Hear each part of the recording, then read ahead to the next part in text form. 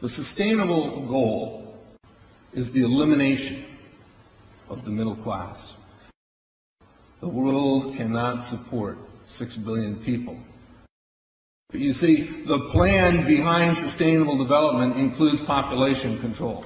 It's a program for land use control, education control, and population control. The leaders of the sustainable movement say that the world's human population should not exceed 500 million people. That's a 93% reduction of today's population levels. In 1992, while the Rio conference was going on, George Bush, then president, was there. He was just offshore in Prince Charles's yacht, where he executed the Agenda 21 protocols on behalf of the United States and brought it back to Washington, D.C. Within a year, Bill Clinton, by executive order, established the President's Council for Sustainable Development. In 1996, Bill Clinton set up the President's Council on Sustainable Development. One of the dictates of Agenda 21 is that every country in the world is to set up a national council to oversee the implementation of Agenda 21. I've listened to Gorbachev explain, we are writing a new set of 10 or 15 commandments to replace the original 10. Which one of the 10 do you think these guys don't like? Thou shalt not lie, thou shalt not steal, thou shalt not covet.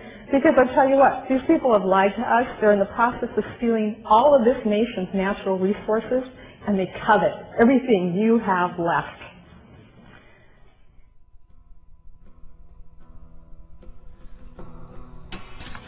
To explain the map, the red are areas that are to be off limits to human beings. If you live there, you won't. The yellow areas are the areas for major control of all human activity. If you live there, you won't. The black dots are the smart growth zones. That's where human beings are to be stacked and packed in small living units along rail tracks. The smart growth program ultimately has jobs assigned and children cared for by the state.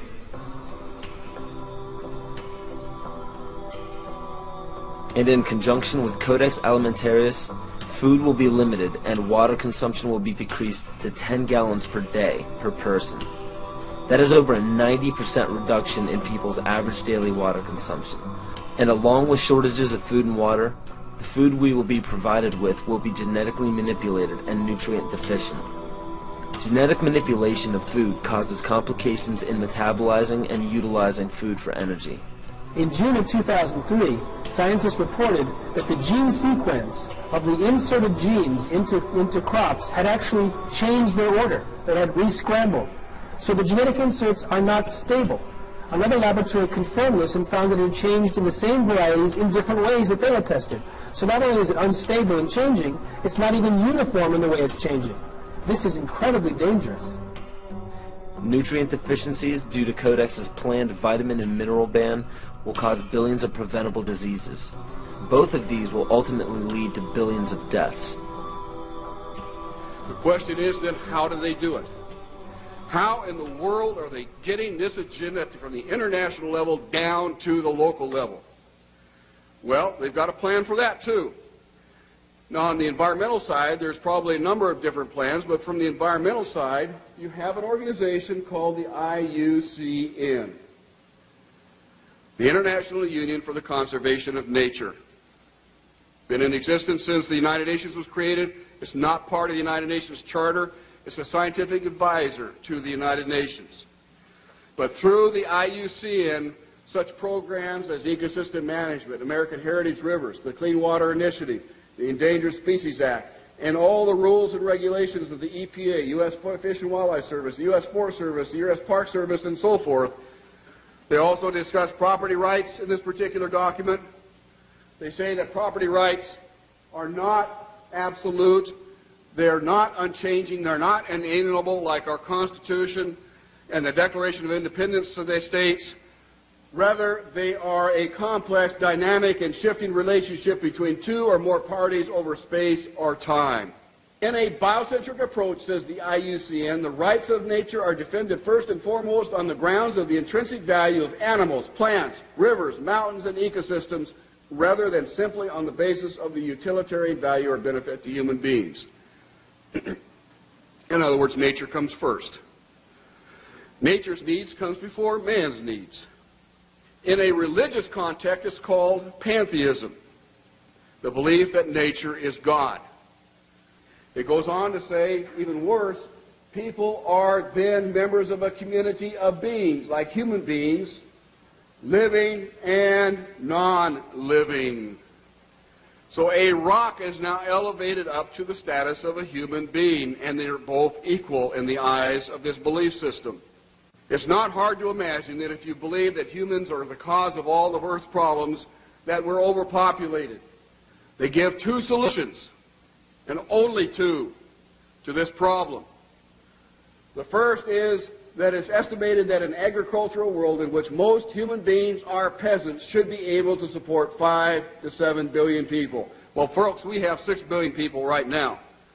That means all of us in this room, or nearly all of us in this room, are going to have to become agrarian peasants if we use this solution. In contrast, they go on to say a reasonable estimate for an industrialized world society at the present North American material standard of living would be 1 billion people.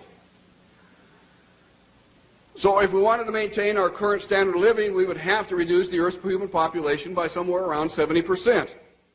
In 1970, just 3 years after the publication of the Iron Mountain Report, which calls for, if we're going to create a world government, we can no longer use war as a mechanism to cause fear amongst populations and therefore allow us to control the behavior of populations through fear.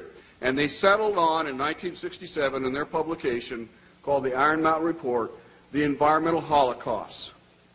In 1970, 3 years after that publication, Foreign Relations began to publish a series of articles describing the ecological holocaust that was facing the world.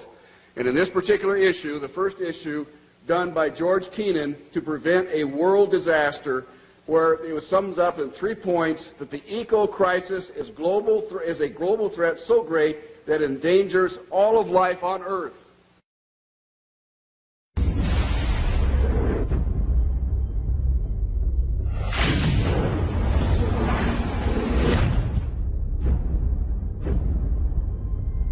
If you look at the 10 hottest years ever measured, they've all occurred in the last 14 years. And the hottest of all was 2005. We are causing global warming. This is really not a political issue so much as a moral issue. Temperature increases are taking place all over the world, and that's causing stronger storms. Is it possible that we should prepare against other threats besides terrorists? The Arctic is experiencing faster melting. If this were to go, sea level worldwide would go up 20 feet. This is what would happen in Florida. Around Shanghai, home to 40 million people. The area around Calcutta, 60 million. Here's Manhattan. The World Trade Center Memorial would be underwater. Think of the impact of a couple 100,000 refugees, and then imagine 100 million. Those who deny global warming are just flat out wrong. Ellen Goodman from the Boston Globe wrote, let's just say that global warming deniers are now on par with Holocaust deniers. Scientists silenced for questioning the threat of global warming.